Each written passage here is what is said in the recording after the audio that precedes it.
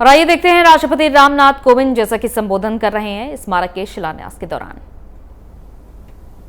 हम लोगों ने स्वस्ति वाचन तथा भिक्षुओं द्वारा प्रस्तुत गायन एवं पाठ के प्रभाव को भी सुना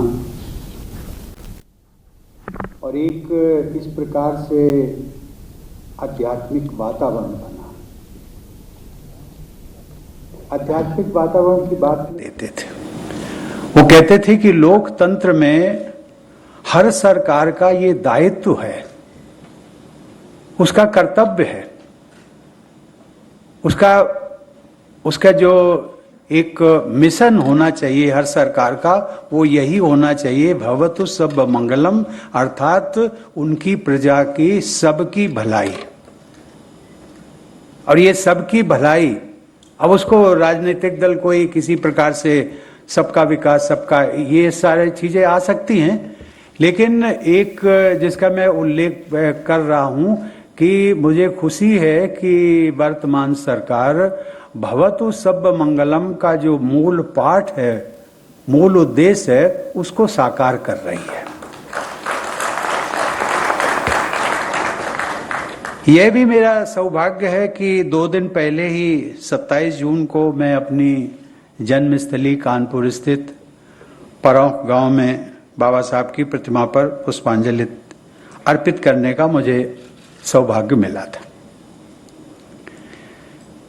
आज के दिन का एक औचित्य मुख्यमंत्री जी ने उल्लेख किया। 93 साल पूर्व डॉक्टर अंबेडकर ने जिस सोच को आगे बढ़ाया, समता मूलक समाज की रचना, और उसके लिए उन्होंने एक समाचार पत्र का प्रकाशन प्रारंभ किया, समता नाम का। और हम सब ने देखा होगा उनकी पूरी जीवन यात्रा समता मूलक समाज के रचना पर ही व्यस्त रही। यहां तक कि जब संविधान के वो प्रमुख शिल्पी बने, उसमें भी हमने देखा है संविधान की उद्देशिका, जिसको प्रिएम्बल कहते हैं, उसमें भी उन्होंने समता का जिक्र किया, फ्रेटर्निटी, बंधुत्व जिसको हम कहते हैं।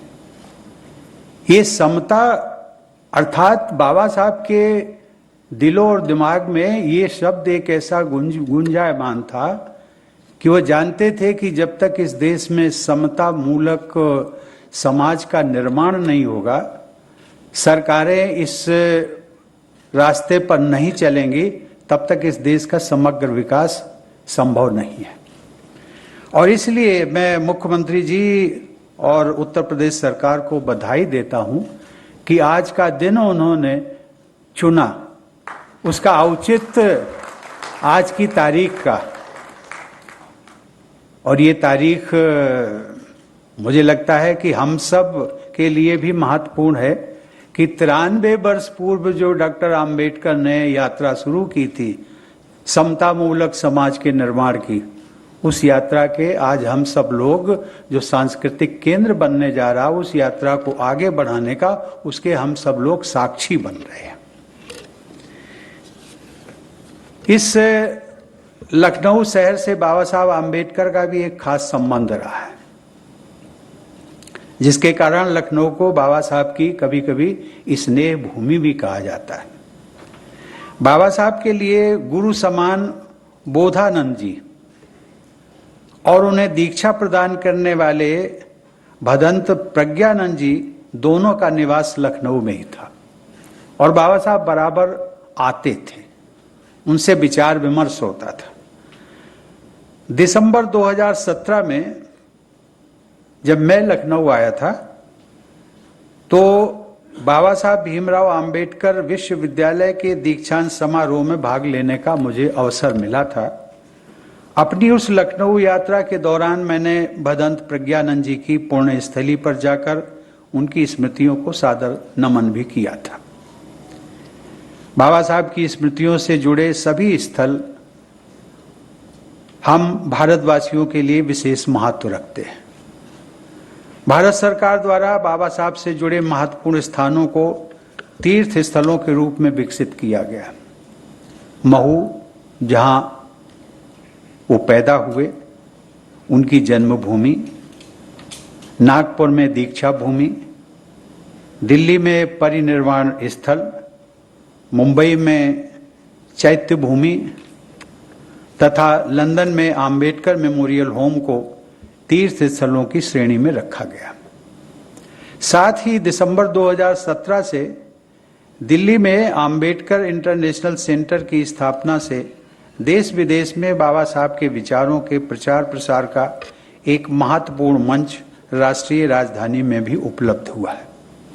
और मुझे प्रसन्नता इस बात की है कि जिस प्रकार की सोच आम्बेडकर इंटरनेशनल सेंटर जो दिल्ली में स्थापित हुआ, प्रधानमंत्री जी ने उसका शिलान्यास किया था, उसी परंपरा को आगे बढ़ाते हुए उत्तर प्रदेश सरकार ने भी उत्तर प्रदेश की राजधानी में डॉक्टर आम्बेडकर स्मारक और सांस्कृतिक केंद्र की स्थापना का आज शुभारंभ हुआ है।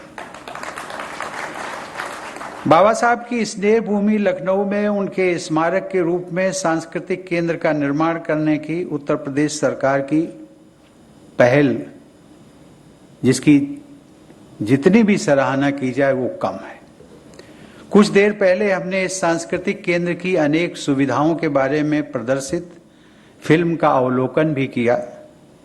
इस सुविचारित प्रयास के लिए मैं राज्यपाल श्रीमती आनंदीबेन पटेल, मुख्यमंत्री श्री आदित्यनाथ जी, उप मुख्यमंत्री श्री केशव प्रसाद मौर्य और श्री दिनेश शर्मा, संस्कृति मंत्री डॉक्टर नीलकंठ तिवारी तथा अन्य सभी सहयोगियों को साधुवाद देता हूं। मैं चाहूंगा कि यहां प्रस्तावित शोध केंद्र बाबा साहब की गरिमा के अनुरूप उच्च स्तरीय शोध कार्य करे और शोध जगत में अपनी विशेष पहचान बनाए। ये भी संयोग है कि जिस केंद्रीय विश्वविद्यालय का राष्ट्रपति होने के नाते मैं विजिटर हूं, वो केंद्रीय विश्वविद्यालय बाबा साहब के नाम का डॉक्टर आम्बेडकर सेंट्रल यूनिवर्सिटी, वो भी लखनऊ में स्थित है।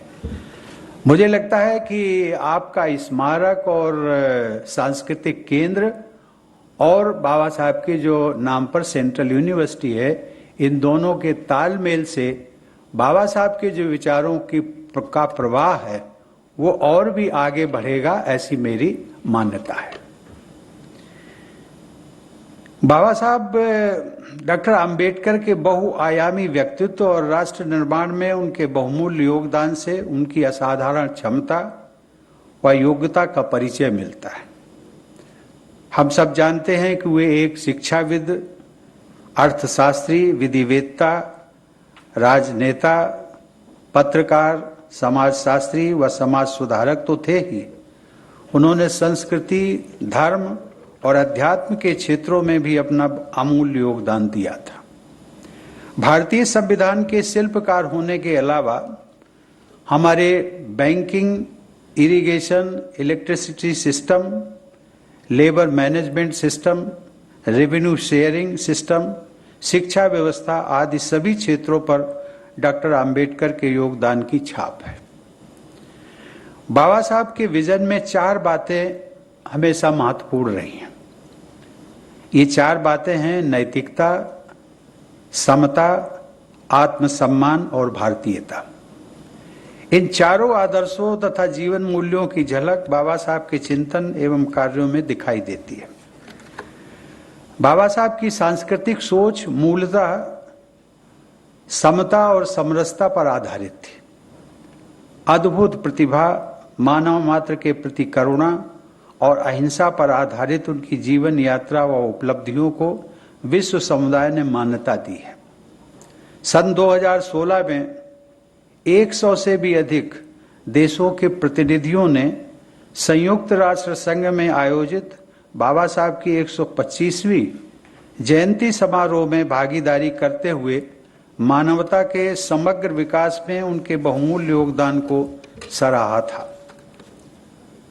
देवी और सज्जनों, भगवान बुद्ध के विचारों का भारत की धरती पर इतना गहरा प्रभाव है मैं यहाँ पर भगवान बुद्ध का उल्लेख इसलिए कर रहा हूँ क्योंकि बाबा साहब के चिंतन में भी भगवान बुद्ध पूरी तरह से छाए हुए हैं। इतना गहरा प्रभाव है कि भारतीय संस्कृति के महत्व को न समझने वाले साम्राज्यवादी लोगों को भी महात्मा बुद्ध से जुड़े सांस्कृतिक आयामों को अपनाना पड़ा।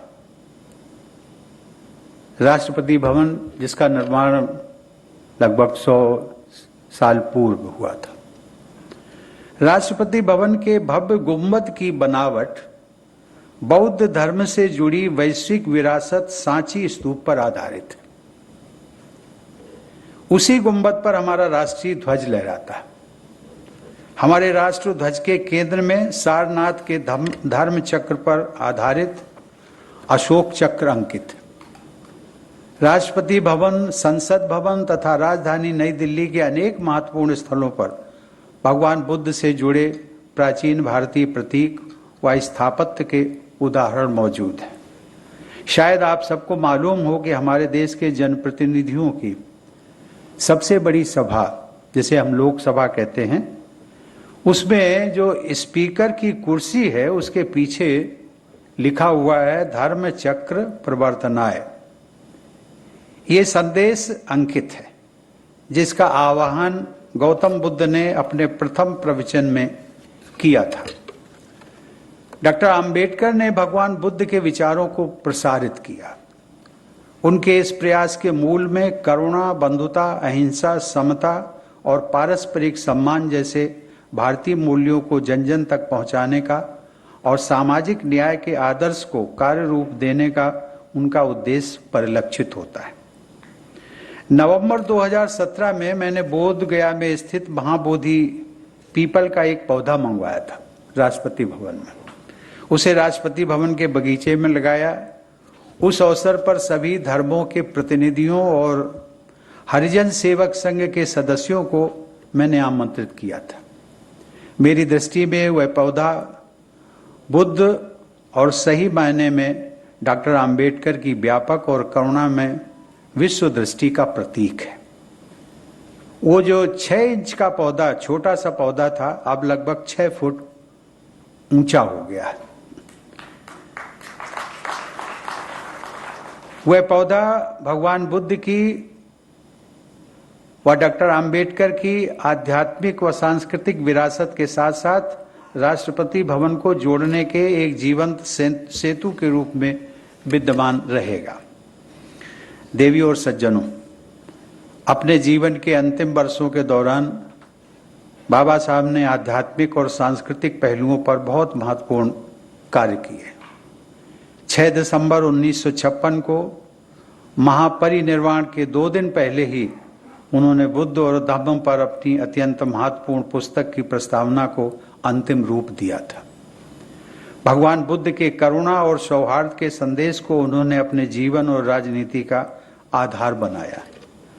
अक्टूबर 1956 को नागपुर में अपने एक संक्षिप्त भाषण में उन्होंने समाज की एकता पर बल देते हुए कहा था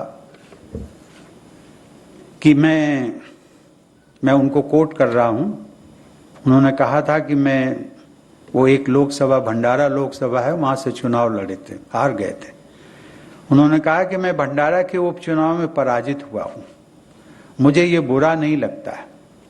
इस चुनाव में मेरे पक्ष में बहुत अधिक मतदान हुआ। अपने वर्ग के मतों को छोड़ दिया जाए तो समाज के दूसरे लोगों ने भी मेरे पक्ष में मतदान किया, इस बात का मुझे संतोष है। मैं हारा अथवा जीता, ये प्रश्न मेरे लिए महत्वपूर्ण नहीं है। इस प्रकार बाबा साहब ने जो नैतिकता का प्रदर्शन किया था और सौहार्द के सांस्कृतिक मूल्यों पर आधारित राजनीति की आवश्यकता पर बल दिया था। हमारे स्वाधीनता संग्राम के दौरान बाबा साहब के अनेक समकालीन देशवासी ये कहा करते थे, हम सब लोग जानते हैं, जिस समय स्वाधीनता संग्राम, आज़ादी की लड़ाई चल रही थी, उस समय भी ये हिंदू मुस्लिम वैमनस्यता का बहुत प्रदर्शन होता था। उस समय एक सौहार्दपूर्ण वातावरण के निर्माण के लिए बहुत सारे नेता हमेशा ये कहा करते थे कि भाई हम सब लोग हिंदू और मुसलमान बाद में हैं, सबसे पहले हम भारतीय हैं, और ये सोच रखनी चाहिए। बहुत अच्छी चीज है। लेकिन बाबा साहब की सोच इससे ऊपर थी। जब दूसरे नेता ये कहते थे कि हम पहले भारतीय हैं, बाद में हिंदू, मुसलमान, क्रिश्चियन और सिख, तो बाबा साहब कहते थे नहीं, हम पहले भारतीय हैं, बाद में भारतीय हैं और अंत में भी भारतीय हैं। अर्थात ये बीच में कहीं भी जाति, धर्म, संप्रदाय इनका इसमें कोई स्थान नहीं है। देवी और सज्जनों, बाबा साहब आधुनिक भारत के निर्माण में महिलाओं की महत्वपूर्ण भूमिका के पक्षधर थे। वो महिलाओं को समान अधिकार दिलाने के लिए सदैव सक्रिय रहे। बाबा साहब द्वारा रचित हमारे संविधान में आरंभ से ही मताधिकार समेत प्रत्येक क्षेत्र में महिलाओं को समान अधिकार प्रदान किए गए। अमेरिका, जिसको हम कहते हैं कि आधुनिक लोकतंत्र की जननी, उसमें विमेंस को जो वोटिंग राइट्स हैं, वो 100 साल बाद, जब अमेरिका आजाद हुआ है, लोकतंत्र की स्थापना हुई है, उसके 100 साल के पश्चात वहां पर महिलाओं को वोटिंग राइट्स दिए गए थे। लेकिन उसकी तुलना में भारत का देखिए, भारत के संविधान में जिस दिन भारत का संविधान लागू हुआ है, 26 जनवरी 1950 को, उसी दिन से महिलाओं को वोटिंग राइट्स दिए गए। और इसका श्रेय जाता है बाबा साहब आम्बेडकर और उनकी पूरी टीम को। विश्व के अन्य प्रमुख लोकतांत्रिक देशों में ये समानता महिलाओं को लंबे समय के बाद मिल पाई थी। भारत के संविधान में महिलाओं को भी पुरुषों के बराबर ही समानता का मूल अधिकार दिया गया। बाबा साहब चाहते थे कि समानता के इस मूल अधिकार को संपत्ति के उत्तराधिकार तथा विवाह एवं जीवन के अन्य पक्षों से जुड़े मुद्दों पर भी एक अलग विधेयक द्वारा स्पष्ट कानूनी आधार दे दिया जाए। इस बदलाव को तेज गति के साथ लागू करने के विषय पर उनका अनेक प्रमुख जनसेवकों के साथ मतभेद भी रहा, लेकिन आज महिलाओं के संपत्ति पर उत्तराधिकार जैसे अनेक विषयों पर उनके द्वारा सुझाए गए मार्ग पर ही हमारी विधि व्यवस्था आगे बढ़ रही है। इससे यह स्पष्ट होता है कि बाबा साहब की दूरदर्शी सोच अपने समय से भी बहुत आगे थी। देवी और सज्जनों, मेरी शुभ कामना है कि इस सांस्कृतिक केंद्र का निर्माण कार्य सुचारू रूप से और समय पर संपन्न हो। मुझे विश्वास है कि यह सांस्कृतिक केंद्र सभी देशवासियों को, विशेषकर युवा पीढ़ी को, बाबा साहब के आदर्शों एवं उद्देश्यों से परिचित कराने में अपनी प्रभावी भूमिका निभाएगा। साथ ही मैं इस बात पर विशेष बल देना चाहूँगा कि बाबा साहब के जीवन मूल्यों और आदर्शों के अनुरूप समाज व राष्ट्र का निर्माण करने में ही हमारी वास्तविक सफलता है। इस दिशा में हमने प्रगति अवश्य की है, लेकिन अभी हमें और आगे जाना है। मुझे पूरा विश्वास है कि आज के इस कार्यक्रम से जुड़े आदर्शों पर चलते हुए हम भारत के लोग समता, समरसता और सामाजिक न्याय पर आधारित सशक्त व समृद्ध भारत का निर्माण करने में सफल होंगे। इन्हीं शब्दों के साथ धन्यवाद। जय हिंद। बहुत बहुत।